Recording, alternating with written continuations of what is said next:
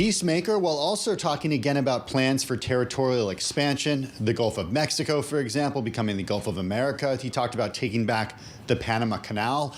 Let's get to our guest, Tina Fordham, co-founder and geopolitical strategist at the advisory firm Fordham Global Foresight, joining us from London this afternoon. Tina, certainly appreciate you staying up a little later for us. Give us an idea of how you think the U.S.'s role will be in the world during the second Trump term, given what we saw in Trump's first term, but also how maybe his rhetoric has changed during the campaign and even what we heard from him today.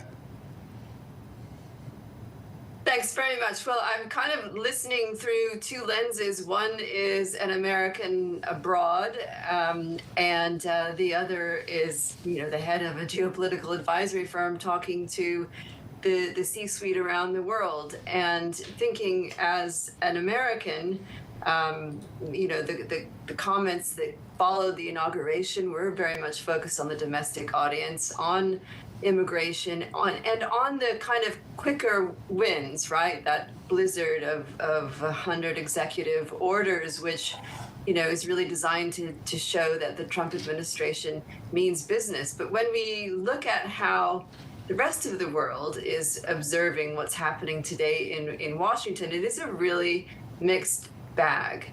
I was looking at some data from Ipsos on expectations from global publics on how positive they thought the Trump government would be for their country.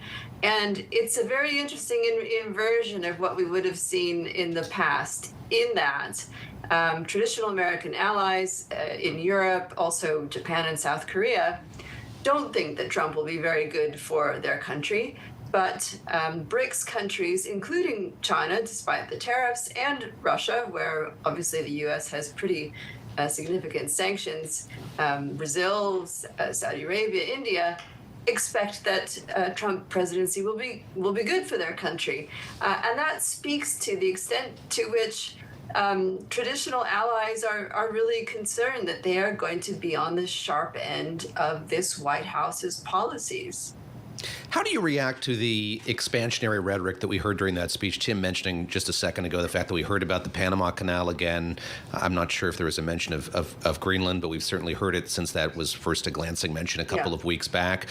How do you process that? Yes, as the head of the consultancy that you run, as somebody abroad, do you take those comments seriously, or is this something that's kind of plastic at this point, something he's tossing around, but very well may turn into a real policy proposal by this president?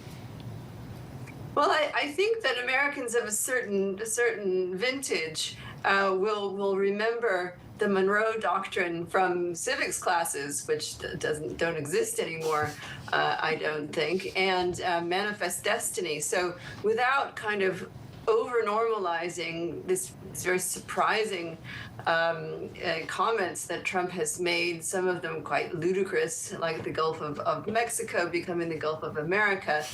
They do have roots in 19th century U.S. foreign policy, which had an almost kind of a divine, right about it, about the U.S.